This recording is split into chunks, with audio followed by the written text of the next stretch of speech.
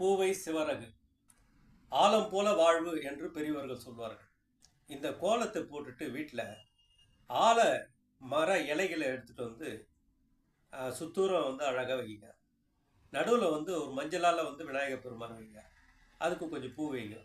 அந்த ஆலை இலையில வந்து ஒவ்வொரு கற்பூரம் வைங்க. அந்த கற்பூரத்தை வந்து ஏற்றுங்க. ஏற்றிட்டு நல்லா மனசார கும்பிடுங்க. வீட்டில் உள்ள கஷ்டங்கள் எல்லாமே வந்து கரைந்து விடும். துன்பங்கள் வந்து கரைந்து விடும். சண்டை சச்சரவுகள் வீட்டில் இருக்காது. அப்படியாப்பட்ட சக்தி வாய்ந்த கோலம் தான் இது. இது பெரியவர்கள் கற்றுக் கொடுத்தது.